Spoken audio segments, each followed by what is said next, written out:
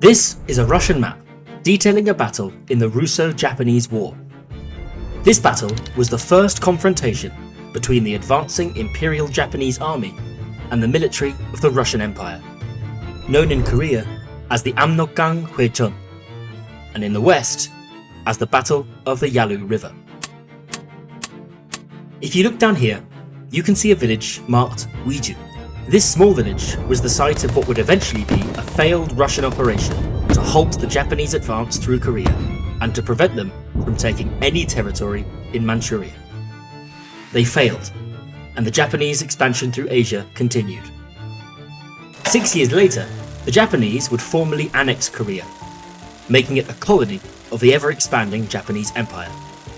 And, along with a series of sweeping changes meant to bring the Koreans under the Japanese yoke, they introduced new reforms to local government, separating the small village by the river into its own designated district.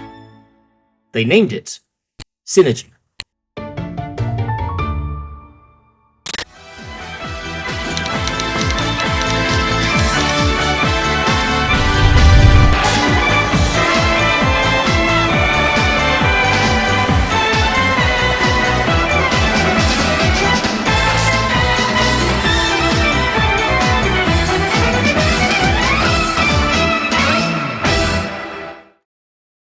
This video would not be possible without my supporters on Patreon. Check the link in the description to become a backer of DPRK Explained and help produce more intriguing and interesting videos. Sinuiju literally means New Sinuiju and was established under the Japanese occupation to handle the increased border trade between Japanese-controlled Korea and Japanese-controlled Manchuria to the north. And, in 1914, the rapidly developing Sinuiju or Sinuiju Town district was separated off from the rest of Sinuiju County and renamed Sinuiju. The trade that Sinuiju fostered was important. As the war with China continued to grow, Korea was a vital supply route for weapons, ammunition, and troops moving from secure Japanese territory towards the front line. In addition, the Japanese Empire leveraged numerous cities across Korea, turning them into hubs for heavy industry, both to support the war effort and to supply newly captured territory across Asia. Under the occupation, Sinuiju grew into one of these industrial cities, becoming home to many factories and machine complexes. If we look at this map from the time of Japanese control, we can see how important Sinuiju had become. The significance of this red area here becomes more obvious when we switch to this map, which shows it was the site of the city's railway yard, transportation office, and even a cross-border ferry port.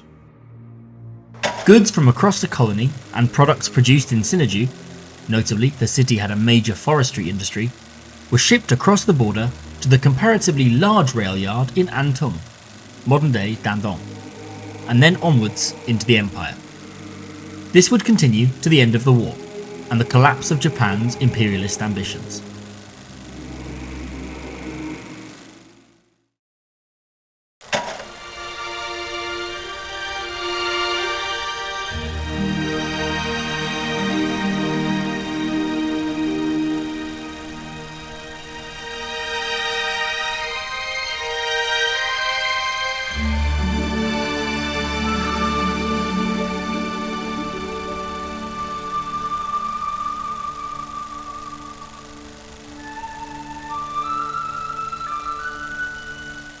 As part of nationwide reforms under the new socialist provisional government, the country shifted gears towards establishing a new republic and differentiating itself from the years of cruel subjugation and exploitation at the hands of the Japanese. Part of this nationwide campaign involved restructuring the administrative state. And so, in 1946, Sinuiju became Sinuiju-shi, or Sinuiju City, becoming one of the 3 cities and 22 counties in North Pyongan province, and also serving as the provincial capital and administrative centre. This was a sign that Sinuiju wasn't just important under Japanese rule, but its location on the Chinese border guaranteed its significance going forward. But quickly, why is this one city so important? Well, this is the Sino-Korean border, running along the Amnok River from Sinuiju, here in the west, up to the source of the river, Paektusan, or Mount Paektu. From here, the border follows the Tumen River, all the way out to the East Sea, near the city of Najin. Along this entire border, there are only a handful of crossing points, and even fewer designed to accommodate heavy traffic. The majority of this region is dominated by mountains, and so infrastructure is limited to those areas where roads and railway lines can be easily constructed and linked into the national network.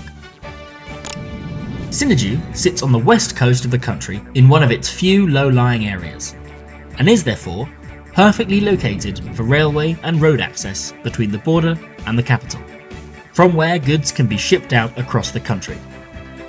This location means the region has long held strategic importance, especially during times of war.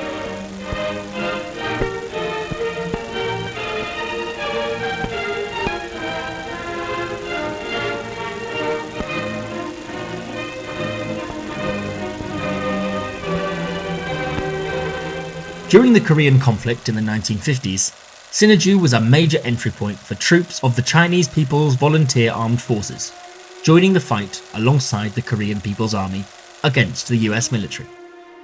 As a result of this, and the city's industrial capacity, it was targeted mercilessly as part of the US Air Force's indiscriminate bombing campaign, resulting in the flattening of 50% of the city.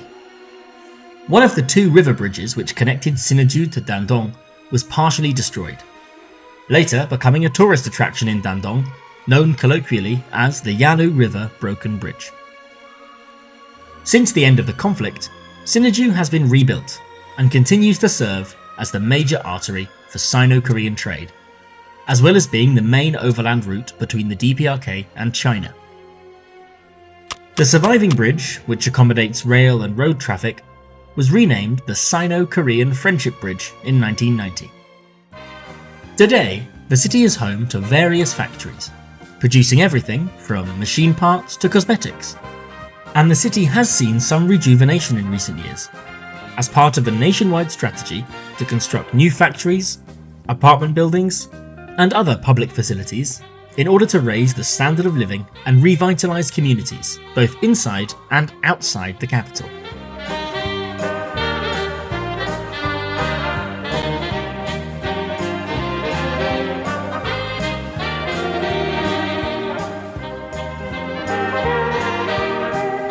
But Sinuiju wouldn't have much use were it not firmly plugged in to the nation's transportation network.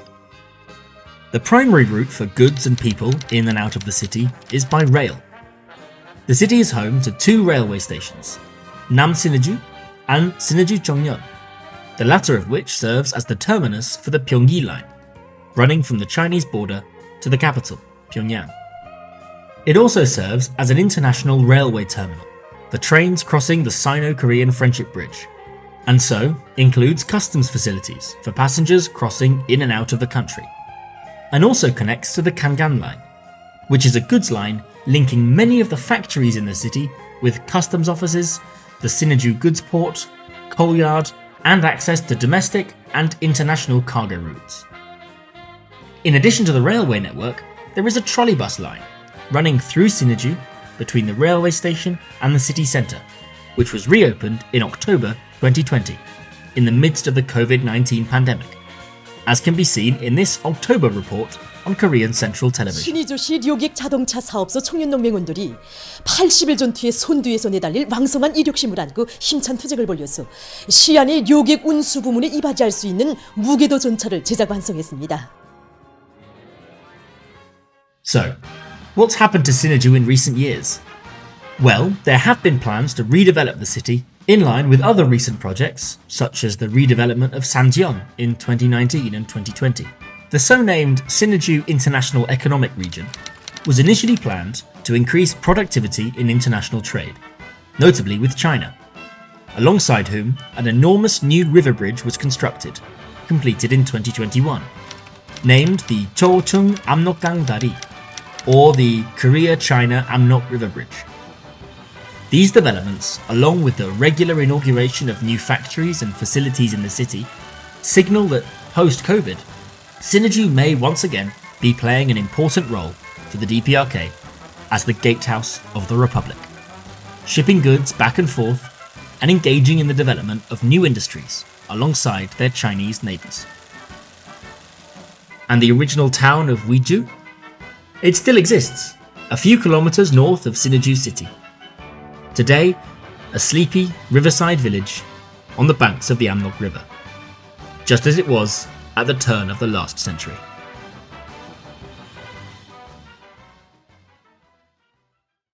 If you enjoyed this quick look into the history of Sinuiju, check out the other editions of DPRK cities. So far, I've covered Kaesong, Sariwon, Tongjin, Samjeon, and Wonsan. And there's plenty more to cover in the future, so please subscribe to the channel and like the video to help the algorithm along a little bit. And as I mentioned earlier, these videos would not be possible without the support the channel receives through Patreon. So if you have a second, please go and check it out, it really means a lot. All the music in this video is available on my DPRK Explained music channel, so go ahead and subscribe to that if you like music from the various bands of the DPRK. I update it every time I upload a new video to the main channel. Thanks for watching.